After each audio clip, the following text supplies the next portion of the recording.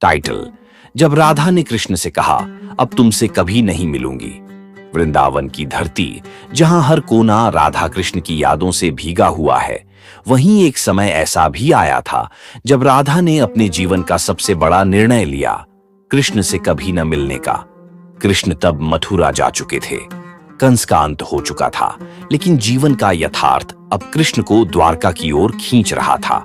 उधर राधा वृंदावन में रहकर हर रोज उन्हीं की बाट जोहती थी, लोगों के सामने मुस्कुराती थीं, पर भीतर हर दिन कुछ मरता जा रहा था।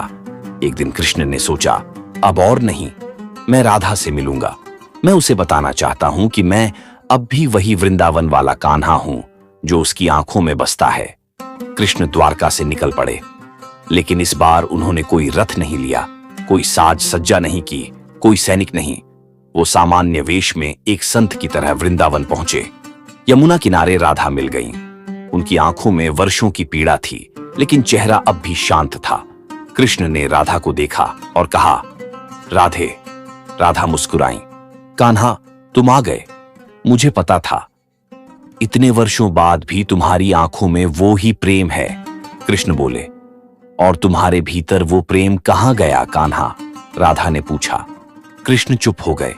वो जानना चाहते थे कि राधा को द्वारका क्यों नहीं बुलाया, लेकिन राधा उससे पहले बोल उठी, तुम राजा बन गए कान्हा। तुम्हारा हर दिन अब युग धर्म में व्यस्त है। मेरा प्रेम तुम्हें बंधन बनाता और तुम जन्म से ही मुक्त हो। क्या प्रेम में बंधन होता है राधे? नहीं कान्हा, प्रेम में समर्पण होता है, और मेरा समर्पण ये नहीं मांगता कि तुम मुझे पाओ, बस ये चाहता है कि तुम जहां भी रहो, तुम्हारे हृदय में मेरा नाम सदा जीवित रहे। कृष्ण का गला भर आया। राधे, क्या तुम मेरे साथ द्वारका नहीं चलोगी? राधा ने उस क्षण जो उत्तर दिया, वो प्रेम का सबसे बड़ा प्रमाण बन गया। नहीं कान्हा, यदि मैं तुम्हारे साथ चलती तो लोग राधा कृष्ण की कथा को विवाह में बांध देते, पर हमारा प्रेम विवाह से परे है। मेरा प्रेम तृष्णा नहीं, तपस्या है। मैं रहूंगी यहीं वृंदावन में, और तुम रहो वहां अपने कर्म के मार्ग पर। कृष्ण ने सिर झुका लिया। क्या तुम मुझसे कभी नहीं मिलोगी राधे? नहीं कान्हा, अब तुमसे नहीं मिलूंगी। अब जब भी तुम मुझसे मिलना चाहोगे, अपनी आंखें बंद करना, मैं वहीं मिल जाऊंगी, तुम्हारे भीतर। कृष्ण ने अपनी बांसुरी उठाई, राधा की ओर देखा और पूछा, क्या तुम्हारी कोई अंतिम इच्छा है? राधा ने कहा, हाँ, एक बार वही बांसुरी बजाओ जो तुम मेरे लिए कभी यमुना किनारे बजाया करते थे। कृष्ण ने बांसुरी होठों से लगाई। वो सुर निकले जो कभी राधा की रूह को छूते थे, और जैसे ही वो बांसुरी की अंतिम तान खत्म हुई, राधा शांत हो गई।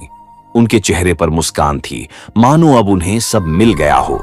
कृष्ण ने देखा, राधा अब शरीर से मुक्त थीं, लेकिन प्रेम से और भी करीब आ गई थीं। कृष्ण ने उस दिन के बाद कभी बांसुरी नहीं बजाई।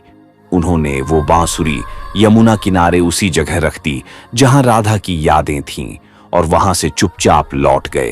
कहते हैं, आज भी जब यमुना किनारे कोई अकेले बैठता है और हवा में बांसुरी की धीमी धुन सुनाई देती है, तो समझ लेना वो राधा की रूह है जो कान्हा से मिलने आई है, और कान्हा की आत्मा जो राधा को ढूंढ रही है।